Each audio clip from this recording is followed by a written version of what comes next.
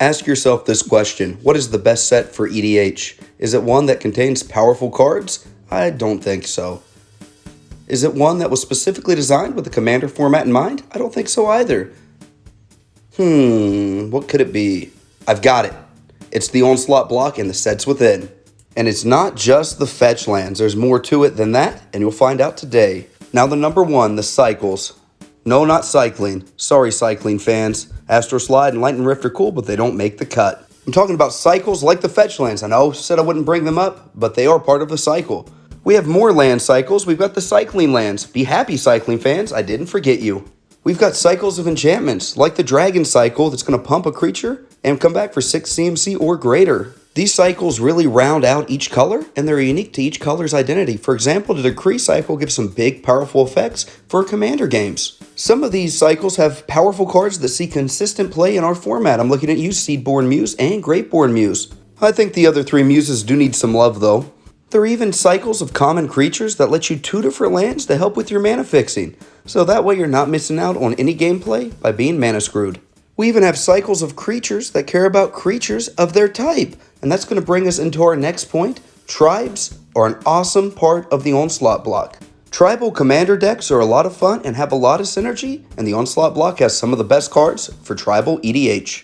There are 11 main tribes represented in the Onslaught block. Let's take a look. First up, there's Beast, a tribe that doesn't get much support nowadays. This block gives us Beast Lords such as Crows and Warchief. They give us a lot of cards that care about Beast and pump them or some other unique effect. Heck, they even gave us a free sacrifice outlet for Beast. You know sacrifice outlets are powerful. There are even a lot of cards that care about Beast that aren't Beasts themselves, so they'll let us build a synergistic deck. Ross Geddick wanted me to tell him how to make birds, and this set has them. This Azorius tribe has some great bird lords that we'll never see again. And birds do a good job of supporting other tribes and pumping birds themselves. This is one of the few sets that you can ever find bird support in. And birds do have a lot of support in lands and spells. So go ahead and make that bird tribal deck today. Then we have the Clerics, a tribe that's got a lot of support as of late. But Onslaught did it first and did it right. We've got some great lords. We've got some interesting payoffs like Doubtless One, part of the One cycle. We've got one of the best lands for Cleric Tribal in the Aristocrats theme. Then Clerics also have a ton of support outside of their tribe with some interesting creatures. We can't have Elder Dragon Highlander without dragons, and Onslaught block gave us some good ones. We've got dragons that can tutor other dragons straight out of our deck. They gave us dragons that can be game-ending threats out of nowhere. Onslaught block gave us the most powerful storm card ever, in my opinion, Dragonstorm. And there are a lot of dragon fanboys in Onslaught that really care about dragons. We even got some great cards from one of the most popular tribes, Elves. The set gave us some very unique lords like Voice of the Woods that makes massive elemental tokens. They gave us massive beaters in the form of things like Heedless One that care about elves. They've given us a lot of elves that still pop up in Commander precons. We even have a lot of elf payoffs that aren't elves. Some are even combo pieces. Looking at you, Wirewood Symbiote. Let's take a look at Goblins, the black-red tribe of Onslaught block. They gave us some great lords that still see play today like Goblin Warchief. They gave us cards that really care about the number of goblins we have in play. We received a great token generator that sees a lot of gameplay in various EDH decks. And they gave us a lot of support outside the tribe. I think Click Slither needs more play. Then we have the tribe that was Changelings before Changelings even existed. This tribe had lords. It had all kinds of effects, but it doesn't really see much play anymore. I think a big part to do with that is that Changelings came out a few years later and kind of made these guys irrelevant. But I still love them, and I still love the flavor. So throw an illusion into your deck and make my day. Welcome to the Misformed Brotherhood. Love 'em or hate 'em, Slivers made a comeback in the set Legions. Of course, Slivers encompass every color in the color spectrum. They even have quite a few that were printed during Legions that see a ton of play today and still have a high dollar value because they're powerful.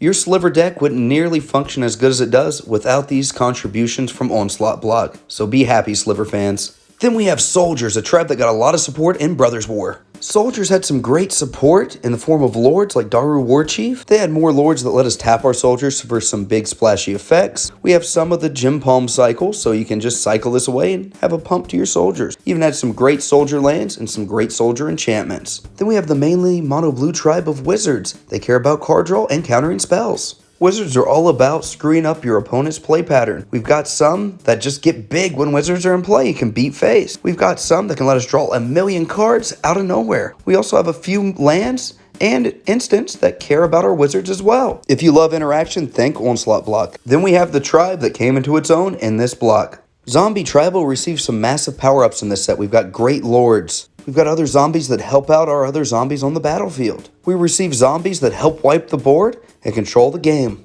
And they received a lot of support from outside the tribe. We've got some nice clerics and some nice lands that really help our game plan. Besides tribal synergy, this set gave us some great bombs, big splashy effects, and creatures that can turn the tide of the game. And every EDH deck needs some bombs. I have a few examples of some white cards that count. We've got Orification that can turn creatures in the walls. Exalted Angel is a flying lifelinker that can really get in for some damage and gain you a ton of life. Blue also gave us some good ones like Day of Dragons can turn all of our chumps into 5/5 dragons that beat face, and of course Mind's Desire has been banned in multiple formats, so you know this thing's good. Then when Black gave us Final Punishment, a card that can one-shot our opponents, we also have Sign of Darkness. This is going to just let us steal things out of opponents' graveyards when it connects. Red gave us some fun ones like Grip of Chaos. It can make the game go crazy and haywire. Sulfuric Vortex is a great punishment effect for those life gain decks as well. We can't leave green out either. It gave us some great ones like Root Elemental will let us cheat something into play. And Symbiotic Worm turns into an army of insects when it dies.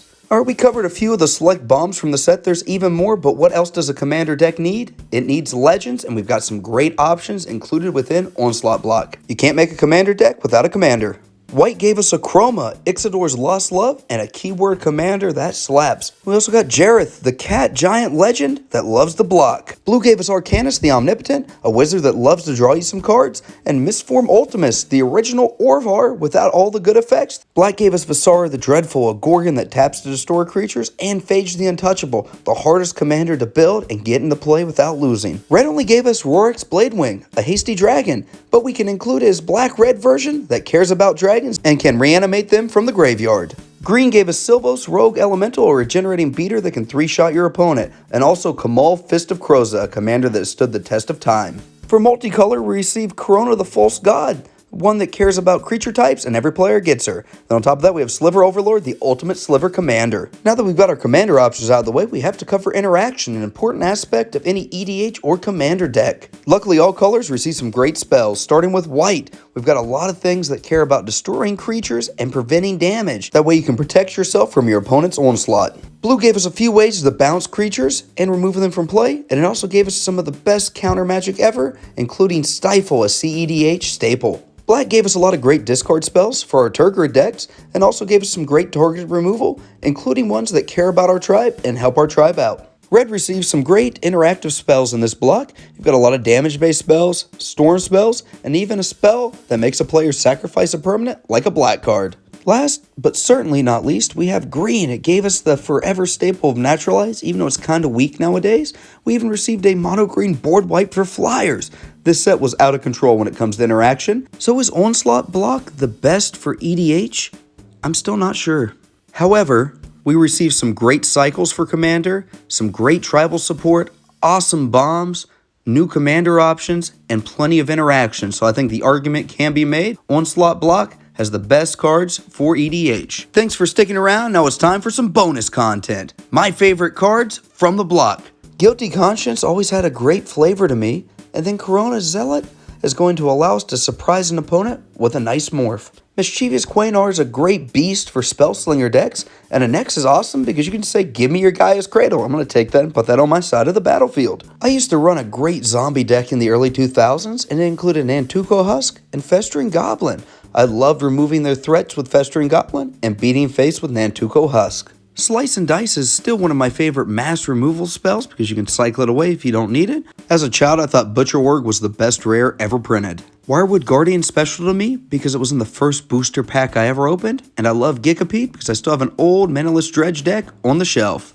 I appreciate everybody for watching. Please like and subscribe so you don't miss out on my latest content.